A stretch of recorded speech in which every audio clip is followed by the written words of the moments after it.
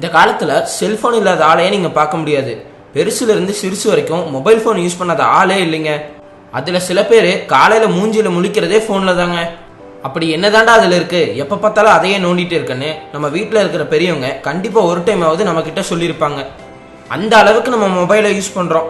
அப்படி எப்போ பார்த்தாலும் ஃபோனை யூஸ் பண்ணுறவங்களுக்கு எந்த மாதிரி ப்ராப்ளம்ஸ்லாம் வருதுங்கிறத பற்றி தான் நம்ம இன்றைக்கி பார்க்க போகிறோம். ஃபோனை அதிகமாக யூஸ் பண்ணுறதுனால ஃபஸ்ட்டு அஃபெக்ட் ஆகிறது நம்ம கண்ணு தாங்க. இருட்டாக இருக்கிற இடத்துல உட்காந்து கண்டிப்பாக ஃபோனை யூஸ் பண்ணவே கூடாது. அப்படி யூஸ் பண்ணுறதுனால அதுலேருந்து வர வெளிச்சம் நேராக நம்ம கண்ணில் பட்டு லென்ஸை பாதித்து நம்ம கண் பார்வையே கம்மியாக்குது. அப்புறம் மொபைல் ஃபோன்லேருந்து வர ரேடியேஷனால் நமக்கு கேன்சர் வரும்னு IARC, அதாவது international agency for research on cancer அப்படிங்கிற அமைப்புல இருந்து சொல்லியிருக்காங்க. இது பெரியவங்களோட குழந்தைகளை தான் அதிகமாக பாதிக்கும்னு சொல்கிறாங்க. அதனால் குழந்தைங்க செல்ஃபோன் யூஸ் பண்ணுறதை கண்காணித்து முடிஞ்ச அளவு கம்மி பண்ணுங்க. அப்புறம் do not use mobile phone while டிரைவிங்னு சொல்லுவாங்க. இதுக்கு நிறைய பேருக்கு அர்த்தமே தெரியாது போல.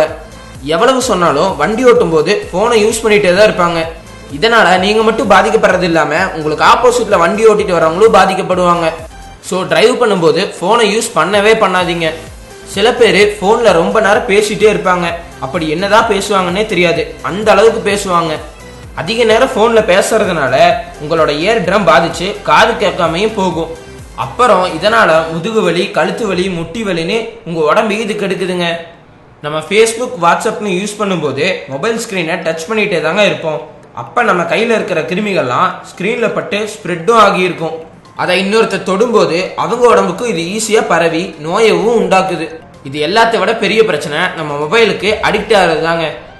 பாத்ரூம் போகும்போது ஃபோனை எடுத்துகிட்டு போகிறது, FB வாட்ஸ்அப்பில் நோட்டிஃபிகேஷன் வரல, மொபைலில் சார்ஜ் இல்லைன்னு ஃபீல் பண்ணுறது எல்லாமே நீங்கள் மொபைலுக்கு அடிக்ட் ஆகிட்டீங்கன்னு தான் அர்த்தம். அப்புறம் முடிஞ்ச அளவுக்கு ஃபோன் பேசும்போது ஃபோனை உடம்புல படாத மாதிரி பேசுங்க. அது எப்படி உடம்புல படாத மாதிரி பேச முடியும்னு நீங்கள் கேட்கலாம். அதுக்கு தாங்க ஹெட்செட், ப்ளூடூத்னு எல்லாம் கண்டுபிடிச்சிருக்காங்க. இது ரேடியேஷனையும் கம்மி பண்ணும். பட் இதுலேயும் 15 மினிட்ஸுக்கு அதிகமாக பேசவே கூடாது. ஸோ இந்த இன்ஸ்ட்ரக்ஷனை எல்லாம் ஃபாலோ பண்ணி தேவையானதுக்கு மட்டும் மொபைல் ஃபோனை யூஸ் பண்ணி சந்தோஷமாக இருங்க. அடுத்த வீடியோ பார்க்குறதுக்கு முன்னாடி கீழே இருக்கிற சப்ஸ்கிரைப் பட்டனை கிளிக் பண்ணி எங்கள் தமிழ் கேர் சேனலை மறக்காமல் சப்ஸ்கிரைப் பண்ணுங்கள்.